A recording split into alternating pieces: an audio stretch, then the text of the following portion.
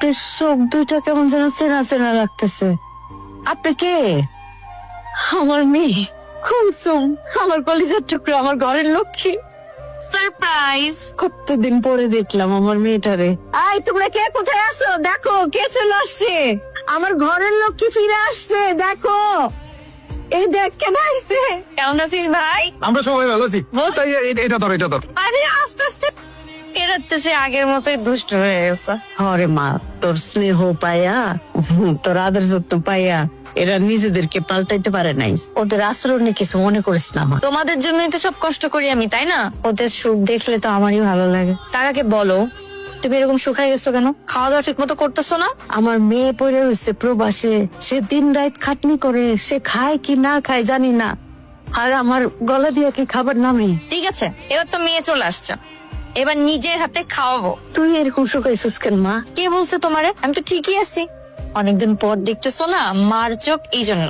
না রে মা, তুই মনে হয় খালি খাটোস, নিজের দিকে ফিরে তাকাস না। মানুষের জন্য অনেক খাটছস, অনেক চিন্তা করছস, এবার নিজের দিকে ফিরেছা। আসতে না আসতে এসব কেন বলতেছো মা? এই দুনিয়াটা অনেক স্বার্থপর, তোর নিজের কথা আর কেউই ভাববো না। সবার জন্য উপহার নিয়ে আসছি, এত বছর পর আসছি, খালি হাতে আসছে নাকি? আপু, আমাদের কিছু দরকার নেই, আপনি আসছেন তাতেই আমরা খুশি। আমাগো বোন আমাগো মাঝে ফিরাইছে, এর চাইতে খুশির খবর আর কি হইতে পারে? আমাদের কিচ্ছু প্রয়োজন নাই, তুমি যে সুস্থভাবে ফিরে এসেছো এটাই তো অনেক। এত কথা বলতে হবে না। সবার জন্য উপহার যা যা আনছি আমি সময় মতো এক এক করে সবাইকে পৌঁছাই দিব। হ্যাঁ, কিন্তু কামাল, সবাই কথা বলতেছে, তুমি চুপ করে আসছো কেন? আমরা সবাই তো একটা পরিবার, এরকম শরম পাইলে হবে? আরে তুই যার যার জন্য যা কিছু আনছোস ওইগুলি দিয়া তাড়াতাড়ি ফ্রি ও মা। আমি তো মা, আমি কোনো কিছু চাই না, আমি খালি আমার মেয়ের সাথে কয়টা কথা বলতে চাই। আমার একটা স্পেশাল কাজ বাকি আছে, আমার কাছ থেকে খুব স্পেশাল একটা গিফট পাই। আপা নিশ্চয়ই এটা আমার জন্য। জি না, ওটা আপনি না, আমার ছোট মা। আর ছোট মার জন্য। মাশাআল্লাহ, খুশি?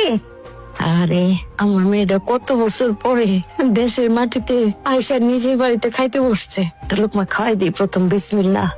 এই একটা জিনিস বিদেশের মাটিতে অনেক মিস করছি মা, আমার মাটা। আপু, কবে বিদেশ যাইবা? মানে কয়দিনের ছুটিতে আসছো? আপু তো আজকেই আসলো, আর এর মধ্যে যাওয়ার কথা বলতেছো? আজকে হোক আর 10 দিন পরে হোক, আপু তো যাবেই। আমার মেয়েটা আসতে না আসতে ওর যাওয়ার কথা উঠলো কেন? ও না গেলে কি দরজা ও সারা জীবনে আর গেল না, তাতে কি হলো? গেল না মানে? মা ঠিক কথা বলছে, আমি এবার একবারের জন্য চলে আসছি, আর যাব না। বিদেশের মাটিতে আর মনটা টেকে না, মন সারাক্ষণই বাড়িতেই পড়ে থাকে। ওইখানে তো আপনজন বলতে কেউ নাই, রোগ ব্যাধি যাই হোক না কেন একারই সার্ভাইভ করা লাগে। চিন্তা করছি এবার দেশে আসছি, বিয়ে শাদী করবো, সংসার করব, সারা জীবন দেশের মাটিতেই থেকে যাব, আর যাওয়ার দরকার নেই। মা, আমরাও চাই আপু থাকুক, কিন্তু আপু যদি গ্রামে থাকে তাহলে একটা না একটা কিছু করতে হবে। কিন্তু আপু কি করবে বলেন? কি বা করতে পারে?